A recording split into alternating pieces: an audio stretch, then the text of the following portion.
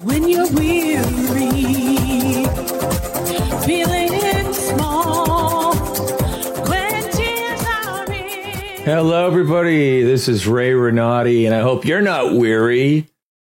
It's a beautiful day today, February 14th, 2021. Did I just say February? It's April, for crying out loud. See, that's what the COVID does to you. You don't even know what month it is anymore. But soon, oh, please God, soon we will be free of this plague that has been bringing us down, keeping us home, keeping us from our friends, keeping us from what makes us go as humans. Forgetting about time, forgetting about space, forgetting about ourselves. Could be a Twilight Zone episode, COVID-19. Maybe there is a Twilight Zone episode that reminds you of COVID-19. If there is, send me an email at greenroomonair@gmail.com and let me know what episode it is, and maybe I'll talk about it here in the green room. You know, I went skiing for the first time in probably 7 years last weekend. And the reason I had waited so long between ski outings is because I had had surgery on one of my knees, my right knee, for a meniscus tear, and I could barely do anything. And then after a couple of years, I thought, I'd try to ski. Couldn't ski. I think I went for one run and quit. Then I waited another 4 years, or 5, I think, 4 or 5, this weekend, and I went. And I was able to ski, and I was very happy, and I was going down the Black Diamonds, making nice sea turns. And the last run of the day, I was too tired. My knees couldn't lift me for the next turn, and I fell backwards, and I smashed my butt against my knees, and my left knee made the loudest pop. I was listening to a video about skiing, about how to make good turns in skiing, as I crashed and my heel hit my buttock, and I heard bang, like a big pop, like a firecracker, and then excruciating pain in my left knee. Now, I'd been through this before with my right knee when I fell in a similar way hiking in Yosemite, and so I was not as scared this time because I knew the pain would subside. Well, I was pretty sure it would, and it did after a few minutes. We're talking 10 out of 10 pain here, people, you know. And I thought, okay, when it feels better, I'll ski down the slope. No problem. Head in, have a brewski, chalk it all up to being tired. Okay, so the pain started to subside, and I proceeded to make a right turn so that I could continue down the slope. And bam! That was that. I fell on my butt because my knee, my left knee, literally felt like the insides of it were on an ice skating rink. It just flopped around like a fish. That was the strangest feeling ever. And I could not put any weight on that knee. And I slid down on my butt like about 100 meters down this steep slope. Luckily, it was pretty groomed, so it wasn't a bumpy ride. That kind of negated any possibility of me climbing back up. So here I am in the middle of this run, all alone, the end of the day on Mount Rose in Tahoe. It's springtime, so there's hardly anybody skiing anyway, although the snow is pretty damn good. And I'm thinking there might not be anybody else that comes down this run until hopefully a ski patrol person does. But I remembered that I had a map in my pocket, and on this map I saw earlier was a phone number of the ski patrol, and I had my phone. All I had to do was make sure I told them to go to the right run to find me. However, I never had to do that because a very alert ski instructor saw me laying there, and I had on a very bright jacket. And at first he thought someone dropped their jacket, and he thought he'd go pick it up. And then he got down there and he saw it was me, and he asked me if I was all right. And I said, no, actually, I'm not. And I described to him what happened, and he said, okay, you need to go down. The ski patrol needs to take you down. So he called them, and these amazing guys showed up. Wow. You know, I have to say it's a little humiliating to be brought down in that sled, but I need to write them a letter because their efficiency and my feeling of complete safety in their hands was so wonderful. The guy who actually skied me down, he had on these giant slalom skis, which means they're super long, you know, and I'm 200 pounds and I'm in this sled, which weighs a lot, I'm sure. And so his technique for getting down was amazing. He turned to these giant slalom skis completely perpendicular to the mountain as he faced downhill. And he leaned way back, pressing against the handles on the sled, and just slid down with his skis perpendicular to the mountain. And then when he had to turn, he just flipped them real quick, which is a technique that I won't get into for turning, perfectly. There was never any fear in my mind that he was going to cross his skis or anything like that, which would be disastrous because this guy had it down to a science. And we even picked up some good speed at the end because he had to get moving for the flats. It was quite a ride. And then a snowmobile met us at the end and then dragged us all the way to the lodge. And then they stuck me in a wheelchair, brought me to first aid, put my leg in a splint. My wife drove me down to the Truckee Hospital, had x-rays. There was some bleeding going on in there. They told me to get an MRI as soon as possible when I got home, which I haven't done yet because the soonest I can get one is Friday. So now I have to wear this post-operative brace 24/7 on my leg. And it kind of puts a hamper on things. But, you know, I'm grateful that it wasn't worse. And they said if I tried to ski down anymore, you know, I might have completely ripped apart all the ligaments in my knee. So the doctor at Truckee thought maybe it might be my was it ACL? I think, yeah, they're like their main tendon that connects your lower leg to your upper leg. So we'll see what happens. Hopefully it's not that. If it's really bad, I'll have to have surgery, but I don't think so. I don't think it's that bad. So that's what I've been doing, folks. How much fun is that? Lots of fun. Yeah, I have some cool entertainment stuff to talk to you about today. Now, I have to say, I'm a little behind the 8 ball on this, but I wanted to check it out because our wonderful national treasure, Glenn Close, one of the greatest actors of all time in the U.S. for sure, was in this movie last year called Hillbilly Elegy, which was a Netflix production, and many of you have probably seen this movie, and I hadn't yet. And the reason I wanted to watch it is because Glenn Close has been nominated for an Academy Award for Best Actress, and she has also been nominated for a Razzie Award in the same movie. And if you don't know, the Razzies are the equivalent of the Academy Awards. However, it's for the worst performances and the worst movies of the year. So, her portrayal of Mamaw, that's the character's name, in Hillbilly Elegy, in that role, she has both been nominated for a Razzie and an Oscar. How does that happen? I had to find out for myself. So I watched the film. And I did some research as well.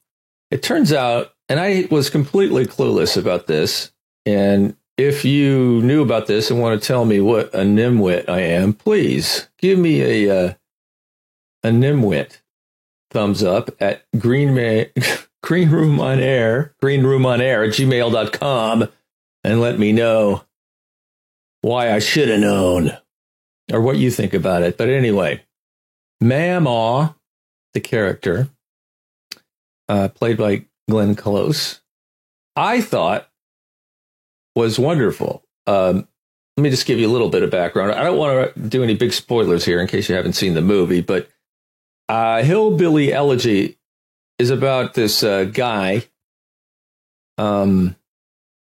His name is J.D. Vance, played by Gabriel Basso. And he comes from a family that's from the Appalachian area, very poor. They moved to a lower class neighborhood, I think, in Ohio. And there's a lot of drug addiction. His mother's a drug addict. His grandmother, played by Glenn Close as Mamaw, is a very complex character, I think, who is both unlikable and very lovable at the same time. She tries to save JD from her daughter, who is the heroin addict, and he ends up going to law school. Now, this is a true story. This man, J.D. Vance, wrote a book in 2016 called Hillbilly Elegy, which I did not read, but apparently was a big deal. I kind of remember it. I would like to read it now. And it's basically the story of his life and how he overcame the dysfunction of his hillbilly family and went to Yale. Now, it's a good movie. Is it deserving of Best Picture? No, but I don't think it was nominated for that. Is Glenn Close deserving of being nominated for, I think it's Best Actress or Best Supporting Actress? Let's see. Academy Award. Yeah, Best Performance by an Actress in a Supporting Role. Supporting Actress, Glenn Close. Yes, I do believe she is deserving of that. Now, I didn't know this, but there is a huge uproar about this film. And apparently, the reviewers absolutely panned this movie, and the viewers love this movie for the most part. And if you look on Rotten Tomatoes, you'll see that people hated this film. Reviewers hated this film for various reasons, and mostly they're political. And I find that somewhat disturbing. During the era of Trump, people expect things to be portrayed in a certain way. Now, it's called Hillbilly Elegy, but we never really see them as hillbillies. We see them after they were hillbillies. They're not hillbillies when we see them. They're living in a small town in Virginia or Ohio, I can't remember, in a sort of like a lower middle class area. So they don't really qualify as hillbillies anymore. And I've read reviewers who've talked about the fact that they can't stand that they're not portraying hillbillies. Also, a lot of these extremely left-wing reviewers are upset because there wasn't any political stuff going on in this movie at all. There was no talk about how most people in this demographic seem to be Trump supporters. There was nothing like that. There was nothing political, and they hated that. A lot of people thought that it was a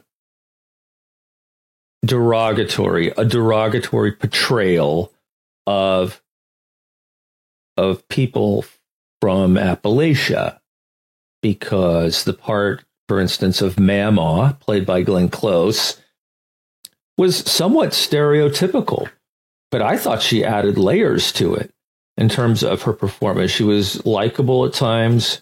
You wanted to hate her at other times, but underneath it all, you could see that she was a person who cared. And so when I hear this, I think there's something else going on. I think there's something else going on.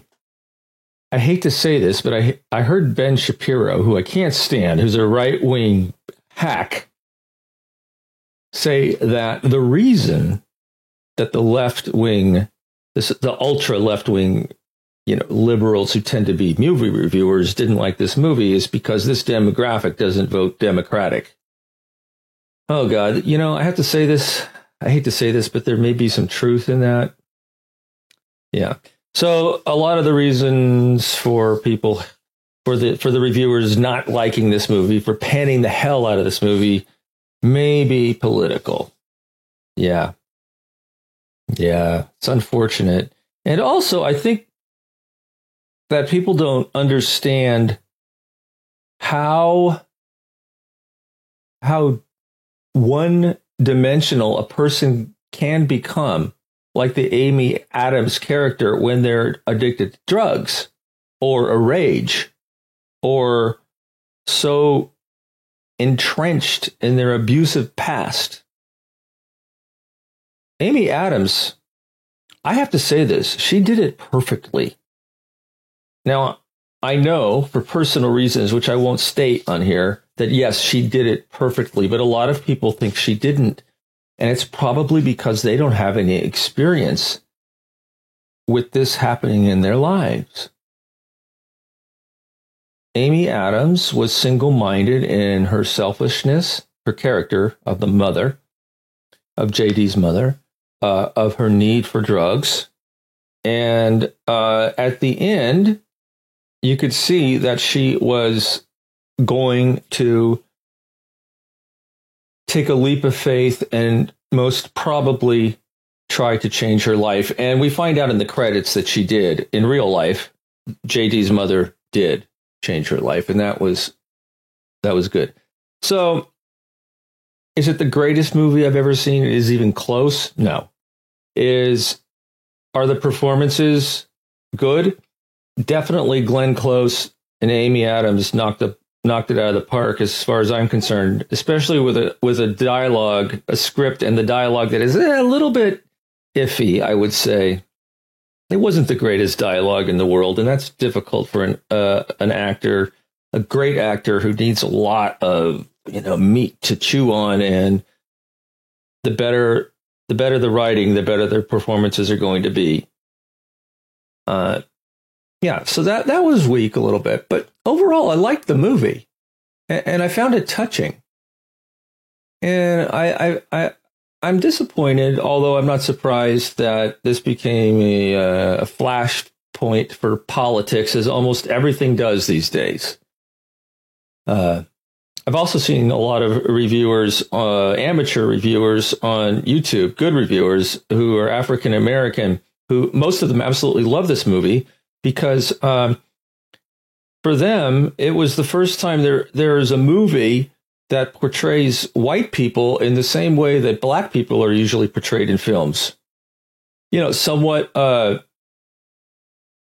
one-sided, somewhat lacking in depth.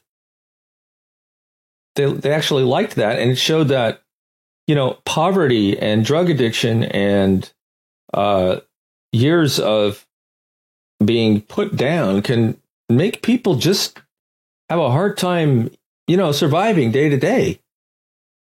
And to think that these people should have incredible amount of depth and layers and first world problems, as it were, is ridiculous. And so many of the black reviewers on YouTube feel that the professional reviewers in the newspapers, New York Times, The Atlantic, etc., are simply white people who don't understand the fact that there are a lot of people in this world who don't have time to have 10 layers to all of their decisions and motivations and actions in this world. Anyway, if you get a chance, check it out. Hillbilly Elegy. Particularly for me, for the performances of Glenn Close and Amy Adams, which some people seem to absolutely love, and a lot of people absolutely hate, as proof by the fact that Glenn Close, as I said before, has been nominated for both a Razzie and an Oscar for the same part in the same movie. That is amazing. That is amazing. Well, thank you so much, folks, for listening today. I hope to have some good interviews lined up for you in the future.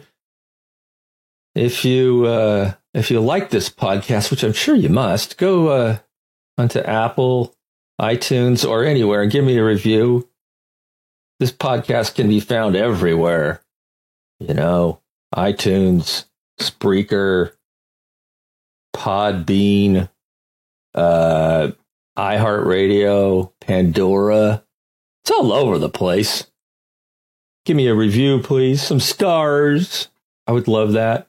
And if you want to reach me, send me an email at greenroomonair@gmail.com.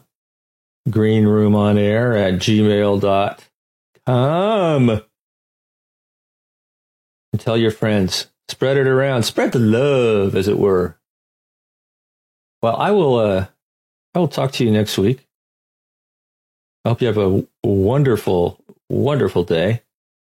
And until next time, I will see you on the boards. Good night, everybody. Named after my mother, my old man's another child that's grown old. If dreams were lightning, thunder was desire, this old house would have burned down a long time ago. Make me an angel that flies from Montgomery. Make me a poster of an old rodeo. Just give me one thing that I can hold on to. To believe in this living is just a hard way to go.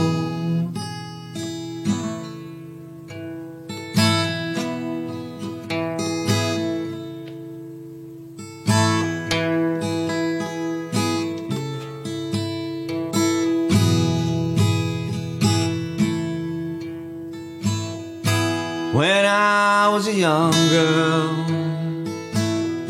well, I had me a cowboy. Not much to look at, just a free roaming man. But that was a long time, and no matter how hard I tried, the years they just flow by like a broken down dam. Make me